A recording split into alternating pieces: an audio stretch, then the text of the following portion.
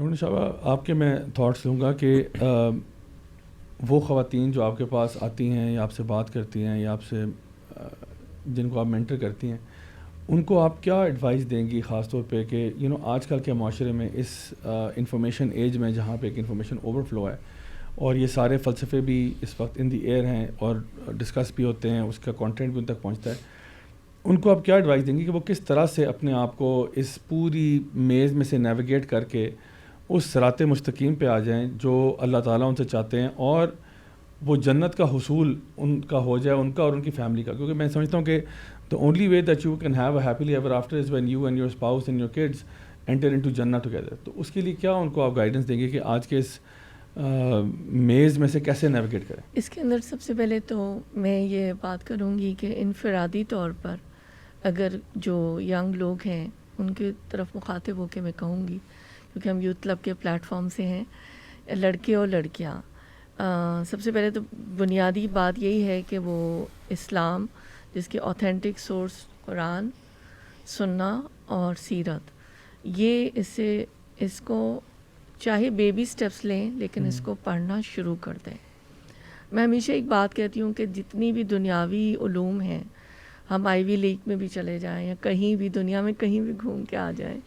اور لیکن اس کے لیے تو ہم استاد ہوتا ہے, لیکن ہم دین کو کیوں اتنا انڈر اسٹیمیٹ کرتے ہیں, قرآن کو, کہ ہم جب لوگوں سے کبھی بات کرتے ہیں, بڑی سالوں ہمارا تجربہ بھی ہے, وہ کہتے ہیں نہیں ہم تو پڑھ لیتے ہیں.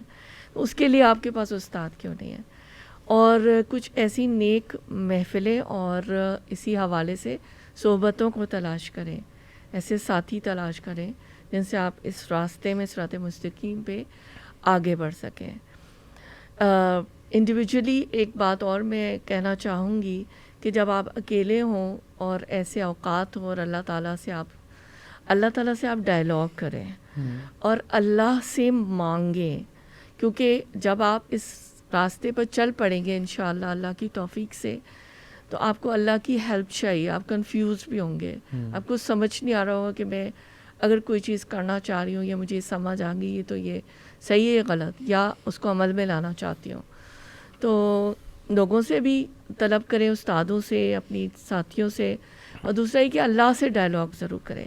اللہ تعالیٰ کبھی آپ کو مایوس نہیں کریں گے اور آپ کی رہنمائی کریں گے اور آپ کو وہ عطا کریں گے جو آپ نے مانگا بھی نہیں ہوگا. یعنی آپ تو دین مانگیں گے, لیکن میرا یہ ماننا اور کہنا اور یقین ہے کہ جب آپ کا ایمان چٹان کی طرح مضبوط ہو جاتا ہے تو اللہ تعالیٰ آپ کو دنیا کا بھی بہت کچھ عطا کرتے ہیں جو آپ نے سوچا ہوتا ہے نا, آپ نے کبھی مانگا ہوتا ہے. آپ بے نیاز ہوتے ہیں ان چیزوں سے, کیونکہ ربنا آتنا بھی اللہ تعالیٰ نے خود ہی سکھائی ہے. دوسری بات کہ انڈر گریڈز اکثر جو ہے, جو لوگ گریجویشن کر رہے ہیں یا جو اسٹوڈنٹس ہیں,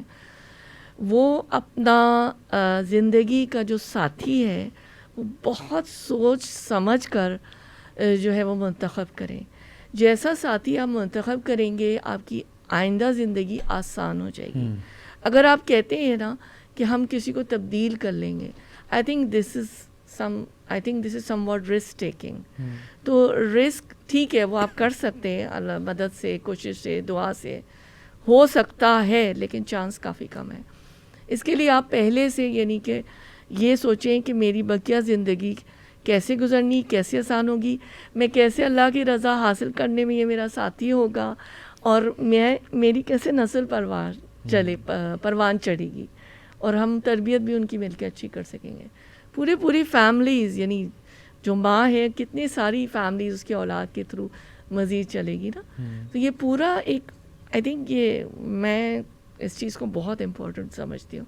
کہ اللہ تعالیٰ اتنا دے. اچھا اس سے پہلے سوری میں بات کہنا بھول گئی, جو میں کہنا چاہ رہی تھی کہ بہت بڑی خوش نصیبی ہے ان بچوں کی, ان نوجوانوں کی جن کو ایسی مائیں, آپ کی بات کو کیسر صاحب کی بات کو سیکنڈ کرتے ہوئے کہوں گی, چاہے وہ رورل ہیں یا اربل ہیں, شہر میں ہیں, ان کو ایسی مائیں ملی جو ان کی انسپریشن ہے, اور جنہوں نے قطرہ قطرہ ٹپکایا. تو قطرہ جب ٹپکتا ہے تو چٹان پہ بھی سوراخ کر دیتا ہے نا. اور میں سمجھتی ہوں میں بھی بہت خوش نصیب ہوں اس معاملے میں کہ والدہ نے محبت سے بہت کچھ تھوڑا تھوڑا کر کے پڑھایا, سکھایا,